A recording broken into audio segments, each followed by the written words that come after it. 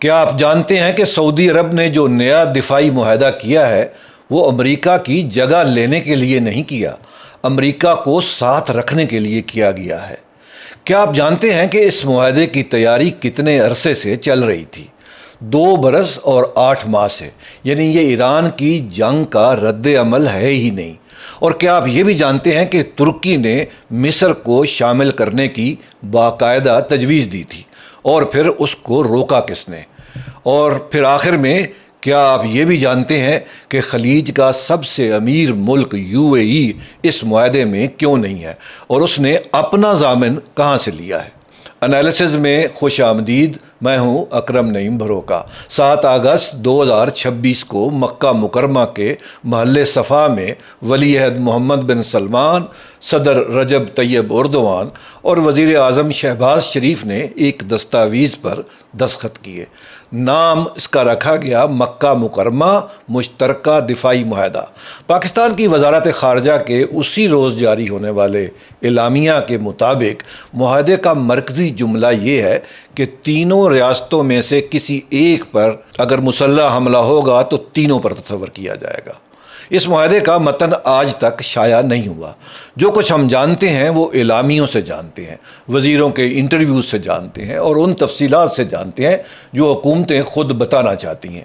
دستاویز خود عوام کے سامنے نہیں ہے۔ جس معاہدے کو دنیا بھر میں نیٹو کی دفعہ 5 سے تشبیہ دی جا رہی ہے، اس کی دفعات ابھی تک کسی نے پڑھی ہی نہیں۔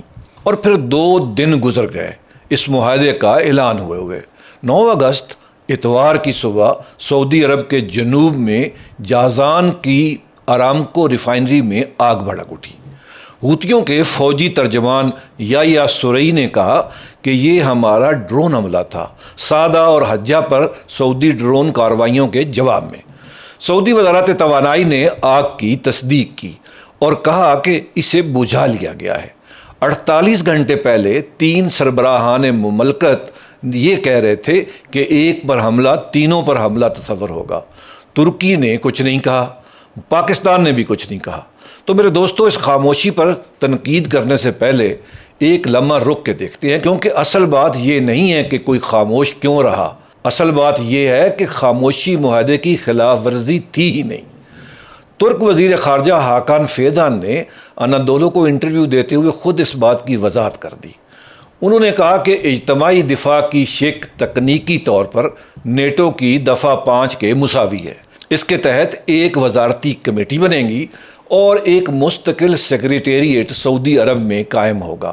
اور پھر انہوں نے وہ جملہ کہا جو اس پورے ایپیسوڈ کی بنیاد ہے: حملے کی صورت میں جوابی فوجی کارروائی خود کار نہیں ہوگی، باقی ارکان پہلے مشاورت کریں گے کہ مدد کی نوعیت اور پیمانہ کیا ہوگا۔ جی ہاں، مشاورت ہوگی، اور یہ کوئی چوری چھپے نکالی گئی شک نہیں ہے، یہ نیٹو کے اصل متن میں بھی موجود ہے۔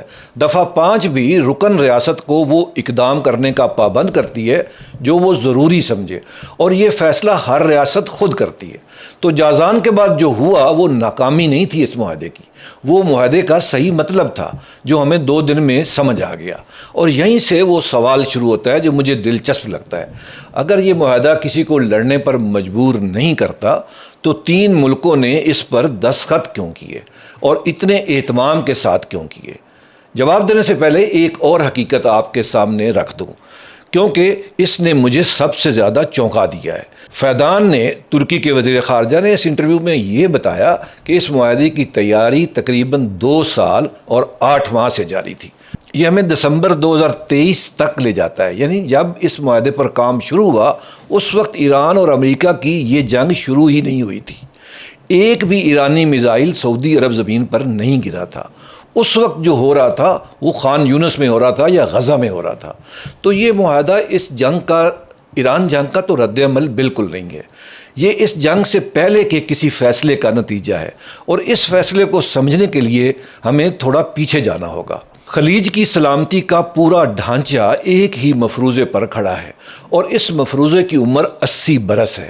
फरवरी 1945 में नहर स्वेज के पानियों में एक अमरीकी जंगी जहाज़ क्वेंसी पर सदर फ्रैंकलिन रोजवेल्ट और शाह अब्दुल अजीज़ इब्न सऊद की मुलाकात हुई।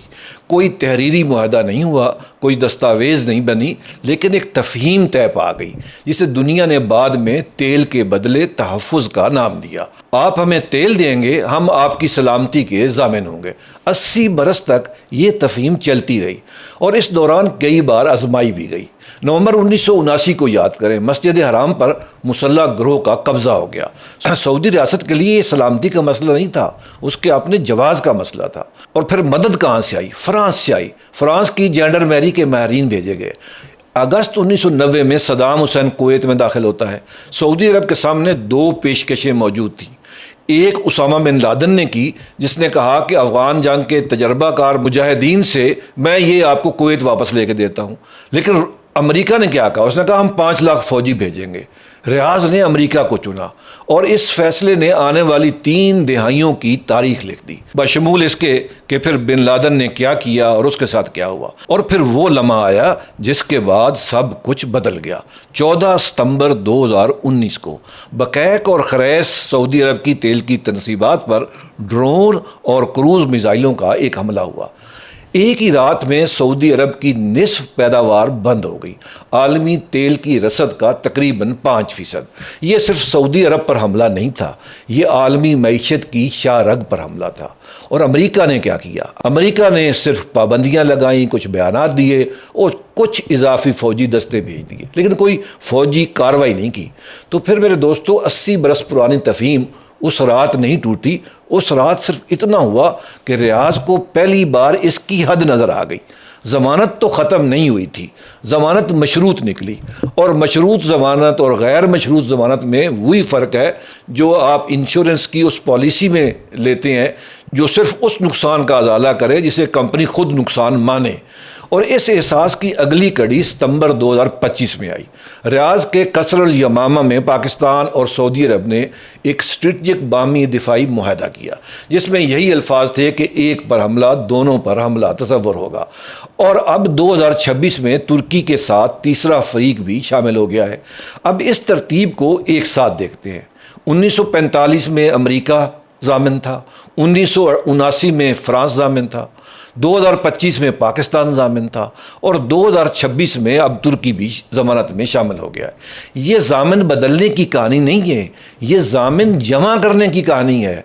और यहाँ एक नुक्ता मैं बिल्कुल वाज़े कर दूँ जो पाकिस्तान में सबसे ज़्यादा गलत बयान हो रहा है। पाकिस्तान के दफ्तर ख़ारजा ने खुद वाज़े किया है कि मक्का मुआहदा किसी मौजूदा 2 तरफ़ा या कसीरुल फ़रीक़ी मुआहदे को ख़त्म या तब्दील नहीं करता, ना उन मुल्कों के आपस के, ना किसी और मुल्क के या तंजीम के साथ तलाक़ात को ये नया सिरे से जोड़ता है। अमरीकी मौजूदगी जूं की तूं है, उसके तैयारे अब भी फ़िज़ाइया के पास हैं, सऊदी फ़िज़ाइया के पास, और उसकी तरबियत आज भी अमरीका में होती है। सऊदी अरब ने अमरीका को नहीं छोड़ा, उसने उसके साथ एक दूसरा नाम लिख लिया है। खलीज को कोई नई छतरी नहीं मिली, वो दूसरी छतरी ढूंढ रही थी। और वो इसलिए ढूंढ रही थी कि पहली छतरी गायब नहीं हुई, बस बारिश में खुलने से पहले सवाल पूछने लगी थी। और अब वो हिस्सा जो इस पूरे मामले की सबसे कीमती मालूमात रखता है और जिसे तकरीबन सब ने नज़रअंदाज कर दिया है। इस मुआहदे में मिस्र क्यों नहीं है? और मिस्र मामूली मुल्क नहीं है, अरब दुनिया की सबसे बड़ी फ़ौज। और ये चारों मुल्क, तुर्की, पाकिस्तान, मिस्र और सऊदी अरब, पहले से एक 4 रुकनी इलाकाई तावन के तौर पर बाकायदा मुशावरत भी करते रहे थे। तो फिर अब चौथा रुकन कहाँ गया? तो इसके बारे में 2 मुख्तलिफ कहानियाँ और मैं आपको दोनों सुनाऊंगा, क्योंकि दोनों गुमनाम ज़राए पे हैं और दोनों ही एक ही सच के 2 रुख हो सकते हैं। पहली कहानी तुर्क ज़राए की है जो मिडल ईस्ट आई ने शाया की है। इसके मुताबिक तुर्की ने मिस्र को शामिल करने की बहुत संजीदा कोशिश की और बाकायदा तजवीज़ भी दी, लेकिन जब ये वाज़े हो गया कि काहिरा तैयार नहीं है तो बाकी ममालिक इसके बगैर आगे बढ़ गए, यानी यहाँ पे काहिरा तैयार नहीं था।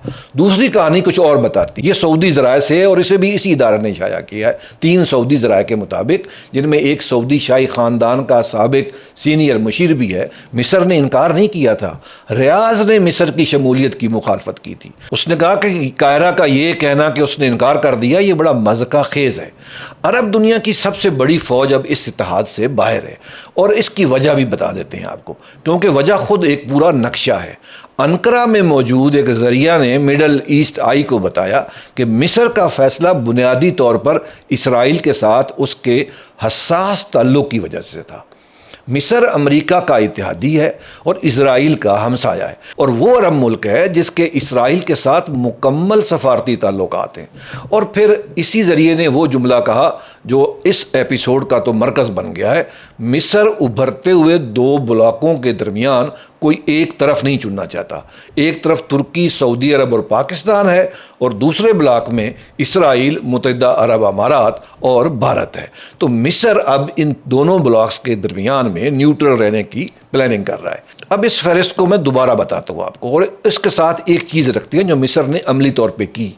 مئی میں مصری جنگی جہاز جدہ نہیں گئے تھے، وہ ابوظہبی گئے تھے، اور یہ ہمیں اس ملک تک لے آتا ہے جس پر پاکستان میں تقریباً کوئی بات نہیں کرتا۔ متحدہ عرب امارات اس معاہدے میں نہیں ہے، اور یہ اس لیے نہیں کہ اسے سلامتی کی ضرورت نہیں ہے۔ اس کے برعکس 28 فروری 2026 کو جنگ کے پہلے ہی دن ایرانی میزائل اور ڈرون ابوظہبی کی طرف چلے۔ الدفرہ ایئر بیس پر حملہ ہوا، رہائشی علاقے میں ملبہ گرا، ایک شہری جان بحق ہوا جو پاکستانی تھا، اور 7 زخمی ہوئے۔ اور اماراتی وزارت دفاع کے مطابق اس جنگ میں اب تک 2000 سے زائد ڈرون اور 550 بیلسٹک میزائل روکے جا چکے ہیں۔ تو امارات کو ضمانت کی ضرورت مکہ میں بیٹھے کسی بھی ملک سے زیادہ ہے۔ امارات نے یہ ضمانت کہاں سے لی؟ 19 مئی 2026 کو پیرس سے۔ اماراتی وزیر مملکت برائے دفاع محمد مبارک المزروعی اور فرانسیسی وزیر مسلح افواج کیتھرین ووترن نے دفاعی تعاون کے معاہدے کی ایک تجدید پر دستخط کیے۔ فرانس کے تقریباً 900 فوجی امارات میں اس وقت موجود ہیں۔ یہ مینا زائد بحری اڈے اور الدفرہ فضائی اڈے پر پڑاؤ ڈالے ہوئے ہیں۔ فرانسیسی رافال طیارے اماراتی فضائی حدود کے دفاع میں روزانہ پرواز کر رہے ہیں، اور اس تعلق کی بنیاد 18 جنوری 1995 کا معاہدہ ہے، یعنی امارات نے اپنا دوسرا ضامن 31 برس پہلے ہی رکھ لیا تھا۔ اب ہم اس مکہ الائنس کو تو مسلم نیٹو بھی کہہ رہے ہیں، اور خلیج کے 2 بڑے ملک 2 مختلف دروازوں سے 2 مختلف ضامن لے کر آ چکے ہیں، اور یہ صرف مختلف نہیں ہے، اس میں کشیدگی بھی ہے۔ ریاض اور ابوظہبی کے تعلقات اس وقت بہت سرد ہیں۔ یمن میں جنوری کی کارروائی کے بعد امارات نے اپنی فوجی موجودگی وہاں سے ہٹا لی، اور مصر ان دونوں کے بیچ میں کھڑا ہو کر کسی ایک کا انتخاب نہ کرنے کی پالیسی چلا رہا ہے، کیونکہ اسے ابوظہبی سے مالی مدد ملتی ہے اور دلی سے اس کو تجارت ملتی ہے۔ تو پھر میرے دوستو، یہی وہ لمحہ ہے جہاں پاکستان میں چلنے والی پوری بحث غلط سمت میں کھڑی ہے۔ سوال یہ نہیں ہے کہ مسلم نیٹو بن گیا ہے یا نہیں، سوال تو یہ ہے کہ خلیج اب ایک بلاک کے طور پر حرکت نہیں کر رہی، وہ انفرادی طور پر، ہر ملک انفرادی طور پر اپنا اپنا بیمہ، اپنی اپنی انشورنس پالیسی علیحدہ سے خرید رہی ہے، الگ الگ کمپنیوں سے بھی، الگ الگ شرائط پر بھی۔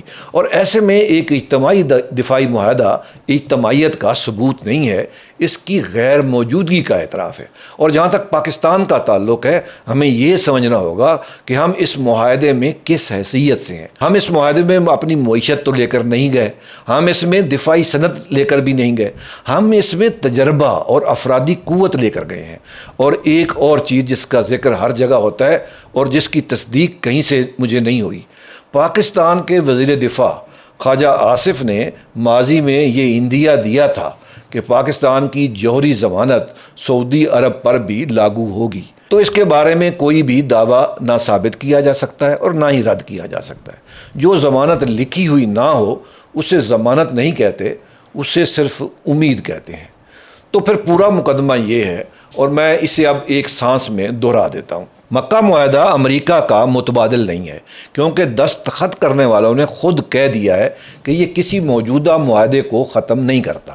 یہ اس جنگ کا بھی رد عمل نہیں ہے، جو ایران کے ساتھ ہو رہی ہے، کیونکہ اس پر کام اس جنگ سے 2 سال پہلے شروع ہو چکا تھا۔ یہ خودکار بھی نہیں ہے، کیونکہ ترک وزیر خارجہ نے خود بتایا کہ حملے کے بعد پہلے مشاورت ہوگی، جوابی حملے کے بعد، اور جازان نے 2 دن پہلے یہ ثابت کر دیا عملی طور پر کہ پاکستان اور ترکی نے اس حملے پہ کوئی ریئیکٹ نہیں کیا، کیونکہ عرب دنیا کی سب سے بڑی فوج اس سے باہر ہے، اور خلیج کا سب سے امیر ملک اپنا ضامن پیرس اور بھارت سے لے چکا ہے، تو یہ 2 بلاکس میں بدل گیا ہے۔ خلیج نئی چھتری نہیں ڈھونڈ رہی، وہ دوسری چھتری ڈھونڈ رہی ہے، اور وہ اسے کھولنے کے لیے نہیں، ہاتھ میں رکھنے کے لیے ڈھونڈ رہی ہے، کیونکہ 80 برس پرانے والی چھتری بقیق کی رات کھلی نہیں تھی، اور جو چیز ایک بار نہ کھلے اس پر اب دوسری بار پورا وزن نہیں ڈالتے، ایک نئی چھتری ایڈیشنل خرید لیتے ہیں۔ آج کے ولاگ میں بس اتنا ہی، مجھے اجازت دیجیے، اللہ نگہبان۔